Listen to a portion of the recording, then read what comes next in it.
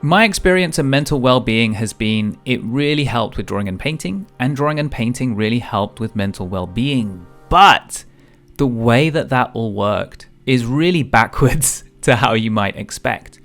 I'm going to basically explain this through my own experience. Number one, because that's all that I know about this stuff. And number two, because when I was learning about these things, it was really helpful to hear other people's stories around it. What ended up working for me is like my own thing, my own way of thinking about it. And it's not exactly the same as what anybody else has experienced. And what will end up working for you is going to be your own thing. And different things work, I think, for different people. But I really needed to hear and understand lots of different stories in order to kind of get to a good place with it, right? So just so you know, like where I started out and where I am now. I started out with a lot of anxiety problems. It got quite bad. I had obsessive compulsive disorder, which got quite severe just under 10 years ago. And yeah, I was pretty mentally unwell at one point. I was able to recover from that. Now I'm kind of to the point where I am like enjoying life without that much anxiety. I still have it, here and there. But for example, I went to the park yesterday and I painted some ducks. I was present in the moment. I wasn't up in my head worrying about 5 million different things. And that was kind of unthinkable 10 years ago. All right. So how did I go from one extreme, I guess, not quite to the fully healthy extreme, but definitely a lot better? My anxiety problems were all made up, right, in my head. Now, that's not the case for everyone. Some people live, in a war zone and there are, bombs and stuff and real present dangers. And so it's completely reasonable to be quite nervous about that. And the anxiety to deal with it, probably the most important thing that needs to happen is a change in the external circumstances. In my case, very fortunately, I'm here in the UK, don't have these life-threatening things around me, but I still lived life like my life was in danger all the time, or this kind of unreasonable amount of fear and worry, and that was entirely made up in my head. I have a pretty strong imagination, which kind of supercharged a lot of those fears, and this is, I think, one reason why creative people often. This is just I'm just guessing here, but quite often people who create stuff also have some kind of mental health struggle. It's not because, they're crazy and that makes them have these genius ideas. I think they have a strong imagination, which helps them to have creative ideas, but it also can, I think, kind of supercharge anxiety problems or made up fears in your head because your head is good at making stuff up. And if those people were to get treatment and therapy, they could be mentally well and still be just as creative and be able to give more time to it and enjoy it more. So maybe there's a little bit of a myth out there that, if some kind of creative genius person gets mentally ill, they won't be able to create great stuff anymore. I think that's total nonsense. Get treatment, get better, and your creativity will be way stronger, because now that I'm feeling way mentally much better, I'm able to draw and paint a lot more. I don't catastrophize when a drawing and painting goes badly. I can just enjoy that process, show up more often, and enjoy the whole thing. So I've definitely gotten better at drawing and painting because of the mental well-being. But drawing and painting really wasn't part of getting over the initial anxiety problem. Instead, it was really helpful in what replaced it. So if you imagine, my whole life was driven by anxiety and fears, right? What if this happens? How do I, prevent this from happening? And I don't know. I think a lot of people are like that, maybe without even realizing. A lot of what they're doing is driven by some sort of fear about something, about not having a certain social status or worrying about what other people think of them and all this kind of stuff. So even if you're not like anxiety disorder level, you may be basing a lot of your decisions on fears that you actually don't really care about that much, but somehow it's kind of driving your whole life, right? And therefore you're not doing exactly the things that you want to do. So in order to overcome the actual anxiety disorder, the problem, it wasn't about learning to relax, learning to soothe the fears, have a nice bath and do some drawing to relax with, that kind of stuff. It wasn't about processing the thoughts and fears and stuff like that. It wasn't about like understanding them better. And, it was the opposite of that in my case, because the stuff was completely made up. And so in order to do that, I went through cognitive behavioral therapy, and you would do, exercises and whatnot to demonstrate to your brain that you don't have to do anything about these fears. When you do something about the fears, they feel really real. They feel more tangible. As an example, right, OCD is a particular type of crazy town, but let's say a more relatable one might be social anxiety. So have you ever felt like, okay, I'm supposed to go to this social event, a party, I'm a little bit nervous, there's people there I don't know.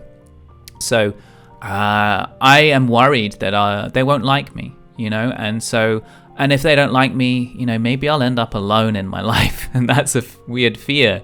And then in order to get rid of that feeling of fear, of concern, you might think, well, I just won't go. I'll think of a reason not to go, and then I won't have to feel this way.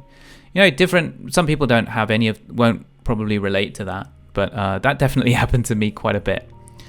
And then what happens is, you don't go, and suddenly you're a hermit and you are alone, right? And the thing that you didn't want to happen has happened. And the reason for it is because you tried to reduce this fear, this anxiety. You didn't want to live with that discomfort of this imagined fear. So you did something about the imagined fear, and all that it did was make it more real and make it worse.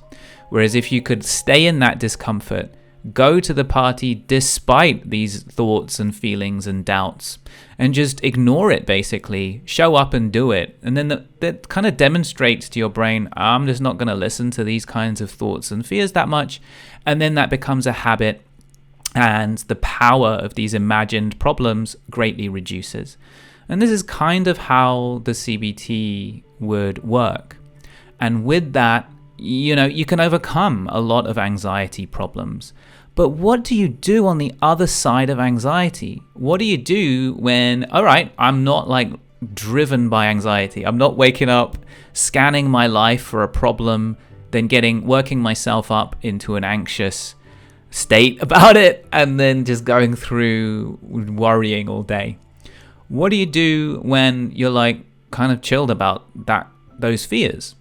There's nothing, that's been the driving force for so much decision making.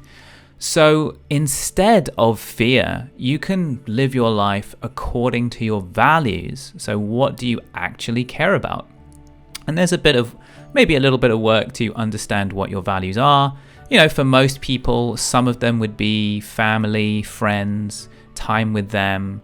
For me, it's those kind of usual things, but also it's about art. It's about creativity, I'm seeing these beautiful things in life, these beautiful moments, and I want to capture them, and I want to get closer to them. And that's one of my values, right? And so art for me did not help me to get rid of this like mad anxiety constantly all through life every day. It didn't like resolve that for me. For me, that was about facing up to those fears, and doing it anyway. Like whatever it was that it was saying, don't do that because something terrible could happen, or do check this 1,000 times. do try to, there's so many things, right? Try to say the right thing so that people think this of you or whatever, and just learning how not to listen to that and just saying, whatever. And so I did not find, for me, that art was useful for going from mental illness to not mentally ill, but I found it was a big part of going from mentally kind of not that fit and strong to mentally fit and strong, because it became part of the values that replaced all the anxiety and fear and stuff like that. Being mentally well, like not listening to all my brain's nonsense all the time, helped me to draw and paint a lot more. If a drawing didn't go well, I wouldn't catastrophize it, even if my brain's like, that means that you suck and that means you'll always be terrible at art and stuff like that. I had built these skills to not really listen to that and worry about that, and just keep enjoying the drawing regardless of the thoughts and feelings that my brain pukes up all the time. And just getting used to that, it just makes everything way more enjoyable. But it meant that I'm just drawing and painting like all day, and I really enjoy every moment of it. I don't need like to feel great. Drawing and painting is really fun. You don't need, it's like, oh man, how am I going to motivate myself to do this really fun and enjoyable thing? How do I motivate myself to eat this chocolate cake? Well, it tastes nice, and drawing and painting is really fun. So it shouldn't, ideally, the only reason that it's hard to do is because of all the mental baggage that we add on top of it in our heads. But if you're not listening to that mental baggage that's added on, you can just enjoy the fun part, and if the drawing goes badly and it doesn't look good, it doesn't matter, and you can still enjoy it, right? And so that is really a useful skill. So the initial framework that I had used to like get mentally stronger was called acceptance and commitment therapy. And that's about thinking through your values and then becoming more mindful, like staying present in the moment so that you're not up in your head, you're out in the world. You're in wherever you are, you're in the present moment and you're here and now. And to some extent, I don't know, but it seems to me like it's a sort of version of stuff that's been there in certain Eastern philosophies like Zen or something like that for ages. But I don't know enough about that to comment on that. So drawing and painting, it can be relaxing. It can be soothing. But for me, my personal version of anxiety problems, that isn't what I needed. I didn't need to be soothed and stuff like that. The things I was trying to do to soothe the anxiety, to get past these difficult feelings and fears, were making it worse. And what I actually needed was to like face them and in some ways make them worse. But they are really enjoyable on the other side of mental illness, I think. I think for everyone's different though. So for some people, the art itself might help to process, trauma and things like that.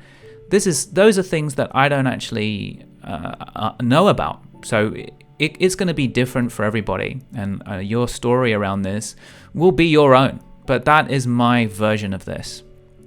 So for the mindfulness part, which means not being up in my head all the time, but being in the present moment, in the world, out of my head. Meditation has been really useful. The way that I think about that is meditation is a skill that ideally you bring into your life, your day-to-day life. But the meditation part is like the workout that you do to build that muscle. So it's like you go to the gym, you build muscles, and then you use those muscles in your day-to-day life. But it's not just gym for the sake of gym. And so meditation, not just for the sake of meditating, but as in order to bring it into your life. If any of that was interesting or useful, I've got another video about staying consistent with your practice, dealing with motivation or lack of motivation up on the screen, so check it out.